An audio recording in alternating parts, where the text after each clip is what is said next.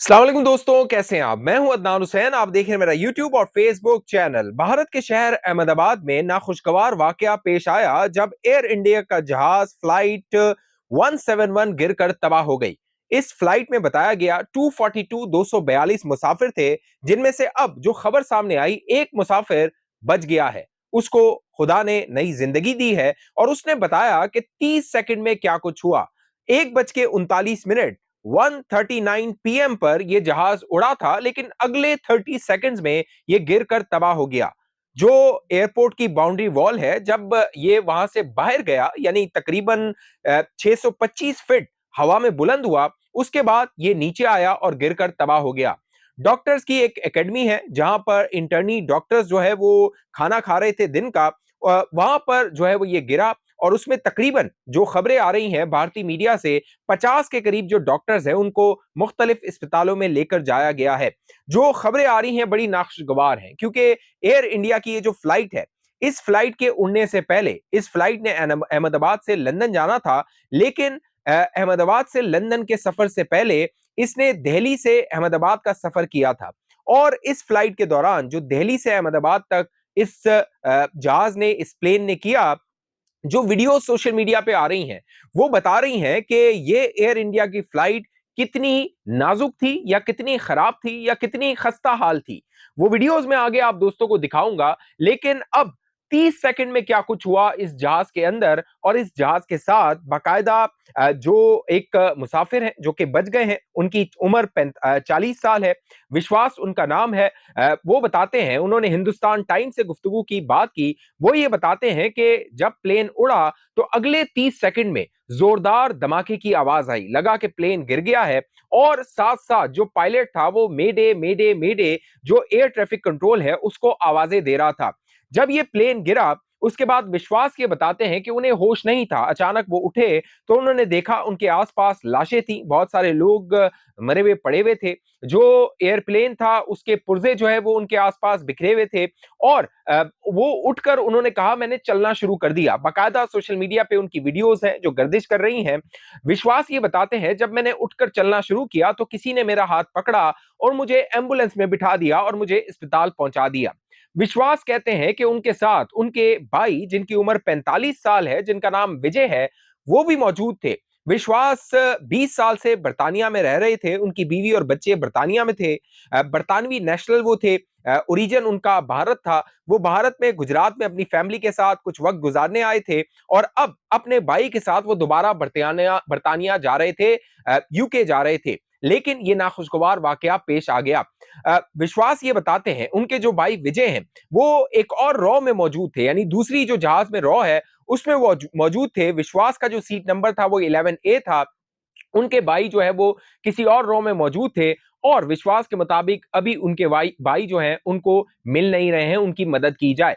गालिब इम्कान है, जो कि आसार बता रहे हैं कि शायद उनके जो भाई विजय हैं वो जिंदा ना हो, वो मर चुके हो, वो इसमें हादसे का शिकार हो गए हों। लेकिन खुदा ने इनको बचाया है, विश्वास को बचाया है। और विश्वास ने जो 30 सेकंड की कहानी बताई है, वो बताती है कि किस तरह एयर इंडिया की ये फ्लाइट, पहले से शायद इसमें कोई टेक्निकल फॉल्ट था, कोई ना कोई मैकेनिकल फॉल्ट था। क्योंकि इससे पहले मैंने आपको बताया, जब दिल्ली से ये अहमदाबाद फ्लाइट आई थी तो सोशल मीडिया पे जो सोशल मीडिया यूजर्स हैं, उन्होंने जो वीडियोस पोस्ट की हैं वो ये बता रही हैं, ना उसका एसी चल रहा है, ना उसमें कूलिंग हो रही है, ना उसकी जो लाइट्स हैं वो काम कर रही हैं इस फ्लाइट की। और बाद में इस फ्लाइट को हादसा पेश आ जाता है। अब जो खबरें आ रही हैं उसके मुताबिक गुजरात के जो साबिक सीएम है, चीफ मिनिस्टर हैं, वो भी इस हादसे का शिकार हुए हैं और उनकी भी मौत वाकई हो गई है। बाकायदा बताया जा रहा है कि विजय रूपानी, जो कि साबिक चीफ मिनिस्टर हैं, वो लंदन जा रहे थे अपनी बेटी के पास उनसे मुलाकात करने के लिए। लेकिन वो जाबर ना हो सके और वो इस हादसे का शिकार हो गए हैं। ये जो एयर इंडिया कंपनी है, ये पहले भारतीय हुकूमत के पास थी। नरेंद्र मोदी ने 2022 में इसको टाटा ग्रुप को बेच दिया था, सेल आउट कर दिया था और टाटा ग्रुप इसको चला रहा था। बताया यह जाता है कि 1932 में जब से जो ये एयर इंडिया वजूद में आई है, एयर इंडिया बनी है, तब से इसकी एग्जिस्टेंस है। ये एक पहला वाकया है इस जहाज का जो कि इसके साथ हुआ है। ट्रेजेडी हुई है। बोइंग 7878 ये जहाज था जो कि इसके जो मैन्युफैक्चरिंग है, वो मैन्युफैक्चरर्स हैं वो ये बताते हैं कि ये बड़ा आला पाए का प्लेन है। शायद हो सकता है पायलट की कोई कोताही हो, मुमकिन है, या इसमें कोई टेक्निकल फॉल्ट हो, मुमकिन है, वो उसकी वजह से इसको हादसा पेश आया हो। लेकिन सबसे दिल दहला देने वाली जो खबर है वो ये है कि एक हॉस्टल पर जाकर ये जहाज गिरा, इसका मलबा गिरा, और उसके बाद क्या हुआ, इस हॉस्टल में चोरियां शुरू हो गई, चोरी यानी कि डकैती शुरू हो गई है। वहां पर रेस्क्यू के नाम पर जो वॉलंटियर्स आ रहे हैं, खबरें ये आ रही हैं, भारत के मीडिया ये रिपोर्ट कर रहा है कि वो वहां पर हॉस्टल में मौजूद जो ट्रेनी स्टाफ है जो कि वहां रहता है, उनका ज्वेलरीज वो चोरी कर रहा है, उनके मोबाइल फोन्स वो चोरी कर रहा है, उनकी जो दीगर कीमती चीजें हैं उनको वहां से चुराया जा रहा है। ये खबरें भारत के मीडिया में रिपोर्ट हो रही है। यानी एक ट्रेजेडी तो इस प्लेन क्रैश की है, जो कि बहुत सारे खानदान हैं जो इस ट्रेजेडी से गुजर रहे हैं, अपने बहुत सारे जो फैमिली मेंबर्स हैं उनकी वो तलाश कर रहे हैं। और देखिए कितना अलमनाक मामला है कि जो फैमिली मेंबर्स अपने प्यारों को छोड़ने आए थे, ड्रॉप करने आए थे एयरपोर्ट पे, चंद ही सेकंड के बाद या तो वो एयरपोर्ट के अंदर मौजूद होंगे या वो एयरपोर्ट से बाहर निकले होंगे और उन्होंने देखा होगा कि वो प्लेन जिसमें उनके अजीज थे वो गिरकर तबाह हो गया है, वो क्रैश कर गया है। सिर्फ और सिर्फ 30 सेकंड्स का वक्फा था, मामला था कि वो प्लेन उड़ा, 625 फीट हवा में ऊपर गया और फिर वो नीचे आके क्रैश हो गया। वो सारी वीडियोस जो है वो अब सोशल मीडिया पे आ चुकी हैं।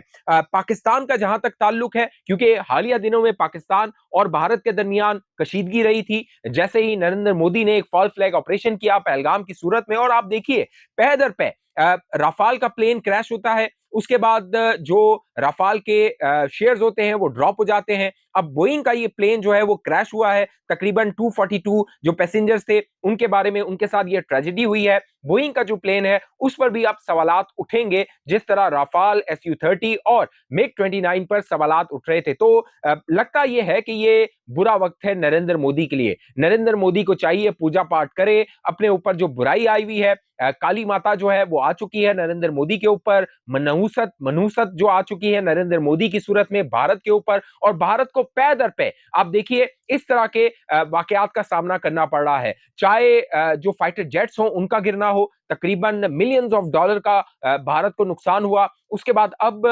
मिलियंस ऑफ डॉलर का ये जो बोइंग प्लेन था वो क्रैश कर गया है। जो टाटा की कंपनी है उसने अनाउंस किया है जितने भी पैसेंजर्स थे उनको 1-1 करोड़ रुपए दिया जाएगा। साथ साथ टाटा ने ये अनाउंस किया कि जो हॉस्टल था जो कि वहां पर डॉक्टर्स का था उसको दोबारा बनाया जाएगा।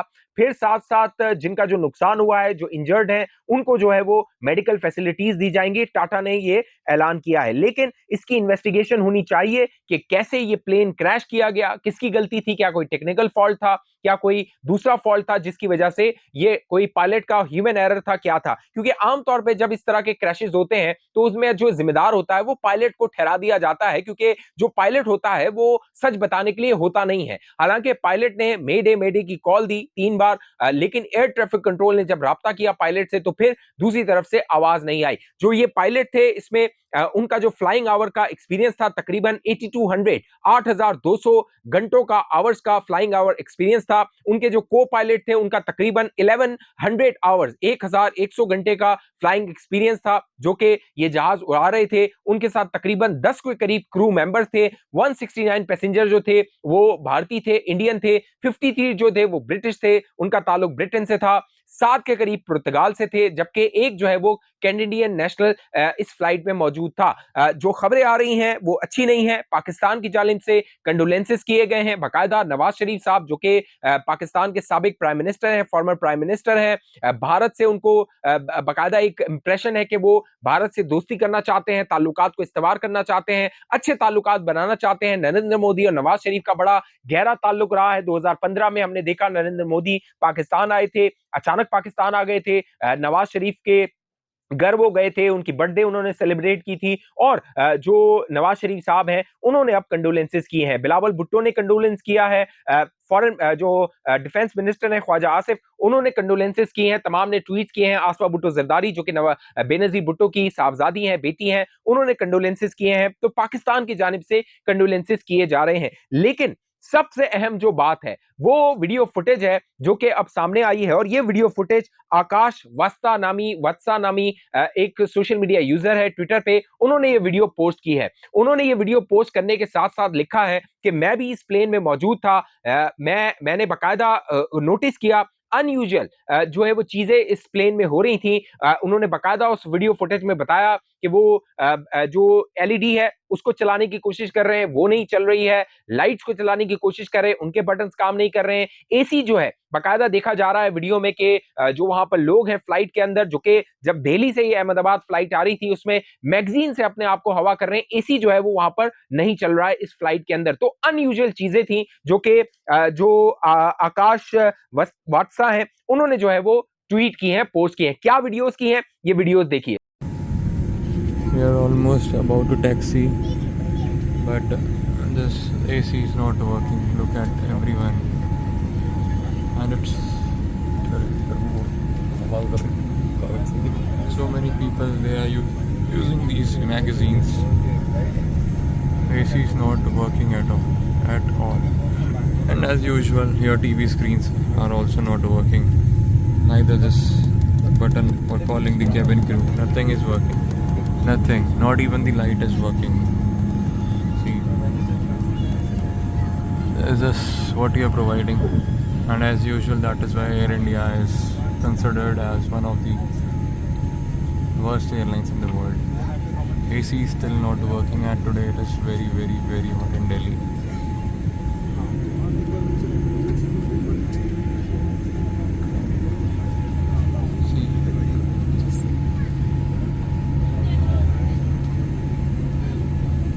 Dreamliner 787.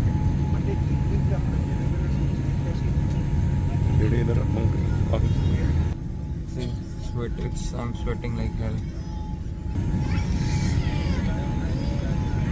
And we are here for the last 15 minutes. Nothing happening.